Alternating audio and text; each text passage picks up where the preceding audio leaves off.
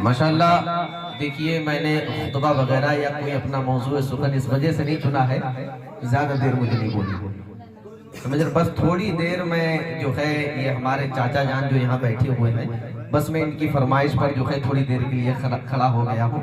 دیکھیے یہ میں نے پہلی بار کہیں دیکھا ہے، شاعروں کو تو دوبارہ سن لیا جاتا ہے لیکن کسی خطیب کو، کسی مقرر کو دوبارہ سننا بہت کرنا پڑ جاتا ہے، سمجھ رہے ہیں، اس لیے کہ وہ پہلی بار میں ہی ایسا سطق مار کے جاتا ہے کہ شاید 2-3 روڈ میں خیر سمجھ رہے ہو، مقرر کا ایک ہی رونڈ ہوتا ہے لیکن الحمدللہ صدق مار کے جاتا ہے، بات ہوتی نہیں ہے، لیکن ماشاءاللہ میں نے کھلی کے لوگوں کے اندر، کھلی کی پبلک کے اندر میں نے واقعی بڑا اچھا جذبہ دیکھا کہ جیسا شاعر کو سنتے ہیں ویسا ہی خطیب کو بھی سنتے ہیں۔ سبحان اللہ، ماشاءاللہ، ایک بار ذرا نبی کے نام پر کہیے سبحان اللہ۔ ایک شعر پڑھ کر کے آگے بڑھتا ہوں کہ نبی کے نام کے، نبی کے پاؤں کے تلووں سے جب لگا پانی، ہاتھ اٹھا کر ایک بار نبی کے نام پر کہتے ہیں سبحان اللہ۔ آگ بن کے ہوا میں بکھر گیا ہوتا، نبی سے عشق نہ ہوتا تو مر گیا ہوتا، یہ سورج پچھم سے پلٹ آیا تو اس میں غیرت کیا، اجی سورج پچھم سے پلٹ آیا تو اس میں غیرت کیا، اگر وہ جاگتے زمین پر اتر گیا ہوتا، یہ سورج پچھم سے، اے میری ملت کے نوجوانوں، ہم سنی ہے، الحمدللہ ہم سنیوں کا یہ عقیدہ ہے کہ اللہ رب العزت نے ہمارے تمہارے نبی کو مالک و مختار بنایا ہے، اللہ رب العزت نے ہمارے تمہارے نبی کو صاحب مال بنایا ہے۔ عزیزان ملت اسلامیہ غور کرنا، اللہ رب العزت نے زمین کو پیدا کیا، مالک مصطفیٰ کو بنا دیا، اللہ رب العزت نے آسمان کو پیدا کیا، مالک مصطفیٰ کو بنا دیا، اللہ رب العزت نے شجر و خضر کو پیدا کیا، مالک مصطفیٰ کو بنا دیا، اللہ رب العزت نے برق و ثمر کو پیدا کیا، مالک مصطفیٰ کو بنا دیا، اللہ رب العزت نے جن و بشر کو پیدا کیا، مالک مصطفیٰ کو بنا دیا، اللہ رب العزت نے لوح و قلم کو پیدا کیا، مالک مصطفیٰ کو بنا دیا، اللہ رب العزت نے جنت و دوزخ کو پیدا کیا، مالک مصطفیٰ کو بنا دیا۔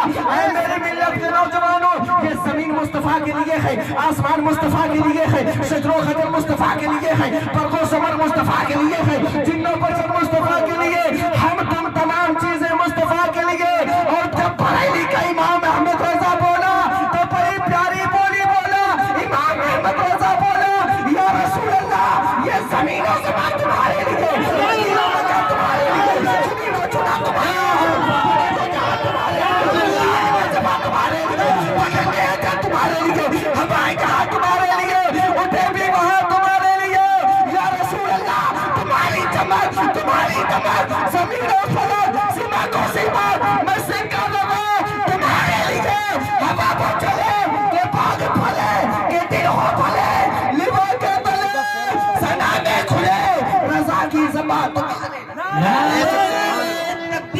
نعرے رسالت، مسلک اعلیٰ حضرت، فیضان اعلیٰ حضرت، بستی کریا کریا، نعرے تکبیر، نعرے رسالت، کیا بولے یا رسول اللہ، یہاں بھی ہماری زبان تمہارے لیے کھلے کی باہر بے شک سبحان اللہ۔ عزیزان ملت اسلامیہ غور کرنا، میں دوبارہ کھڑا ہوا ہوں، اس سے پہلے میری 1 گھنٹہ تقریر ہو چکی ہے، سمجھ رہے،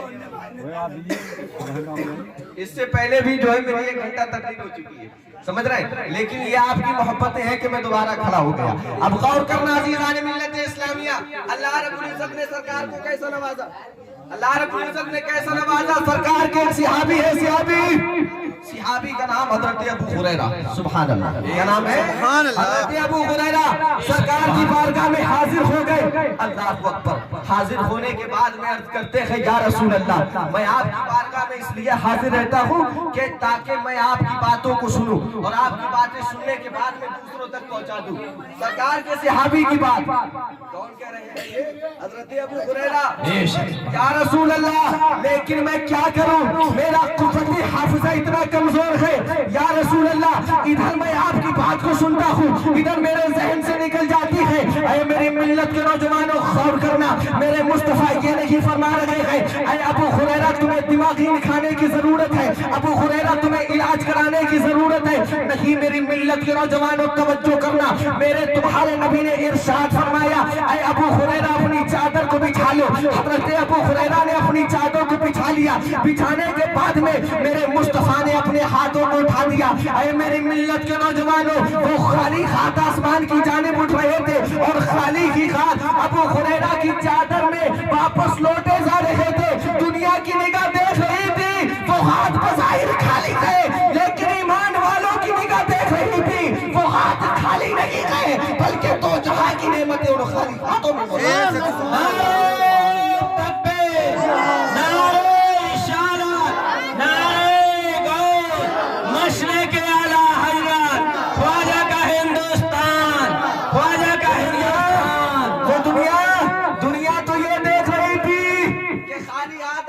کی جانب جا رہے ہیں, لیکن ایمان والوں کی نگاہ دیکھ رہی تھی, وہ ہاتھ خالی نہیں ہے بلکہ دو جہاں کی نعمتیں ان خالی ہاتھوں میں موجود ہیں. اے میری ملت کے نوجوانوں, غور کرنا, میرے مصطفیٰ نے ارشاد فرمایا, ابو ہریرہ اپنی چادر کو ابو ہریرہ اپنی چادر کو اٹھا لو. حضرت ابو ہریرہ نے اپنی چادر کو اٹھا لیا. اٹھانے کے بعد میں سینے سے لگا لیا. سینے سے لگانے کے بعد میں اب وہ ابو ہریرہ جنہیں ایک حدیث یاد نہیں ہوتی تھی, بہت مشکل ہوتا تھا, آج وہ اعلان کر رہے گئے, قسم پاک پروردگار عالم کی, آج ابو ہریرہ سے بڑا پورے مدینہ میں کوئی حافظ حدیث.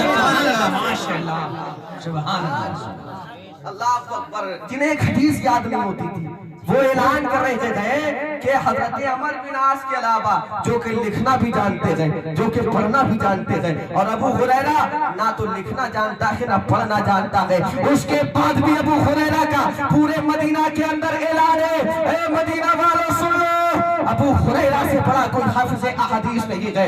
اے میری ملت کے نوجوانوں, توجہ کرنا, جب اس حدیث پاک پر بریلی کے امام احمد رضا کی نظر پڑی ہے تو امام احمد رضا فرماتے ہیں کہ خالق کل نبی کو مالک کل کا ارتجا, دونوں جہاں ہے قبضہ و اختیار.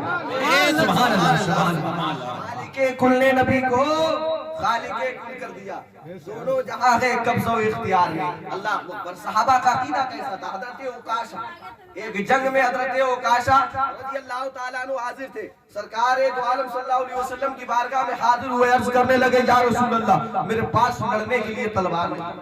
سرکار نے لکڑی اٹھائی, اٹھانے کے بعد میں دے دیا, عکاشہ یہ لکڑی لو, جاؤ لکڑی سے لڑو. اللہ, اگر آج کہیں تلواروں کے ذریعے جنگ ہو رہی ہو اور کسی کو اٹھا کر لکڑی دے دی جائے کہ جاؤ اس لکڑی سے لڑو, تو جس کے ہاتھ میں لکڑی ہوگی وہ کیا کہے گا؟ مروانے کا ارادہ کیا؟ مروانے کا ارادہ ہے. ادھر چمکتی ہوئی تلواریں ہیں, تلواریں, اور ادھر تم تلواروں کے مقابلے میں مجھے لکڑی دے رہے ہو. لیکن قربان جائیے صحابہ اکرام کے عقیدے پر.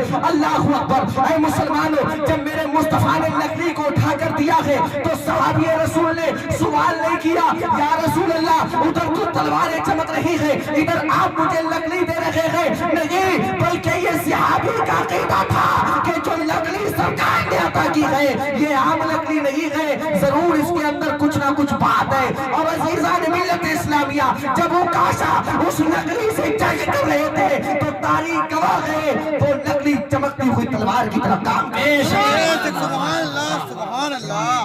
جنگ کے میدان میں چمکتی ہوئی تلوار کی طرح کام کر رہی تھی. اللہ اکبر. اے مسلمان, یہ حضرت عکاشہ رضی اللہ تعالیٰ عنہ.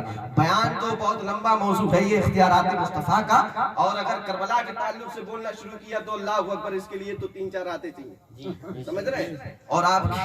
اور میں یہ سمجھتا ہوں, ایک اس سے پہلے میں تقریر کر چکا ہوں 1 گھنٹہ, تو تھوڑا بہت آرام کی مجھے بھی ضرورت ہے, سمجھ رہے ہیں. میں نے اپنا بلڈ چیک کرنے کے لیے دیا ہے کہ آخر اس میں کیا پریشانی ہے کہ بھائی جو جلدی بڑی جلدی ہو جاتی ہے, سمجھ رہے ہیں. تو اللہ رب العزت کی بارگاہ میں دعا ہے کہ مجھ سے بولنے میں, آپ کے سننے میں کسی بھی طرح کی کوئی خطا, کوئی خامی ہوئی ہو, اسے معاف فرمائے, اور سب سے پہلے مجھے, اس کے بعد آپ کو عمل کی توفیق عطا فرمائے.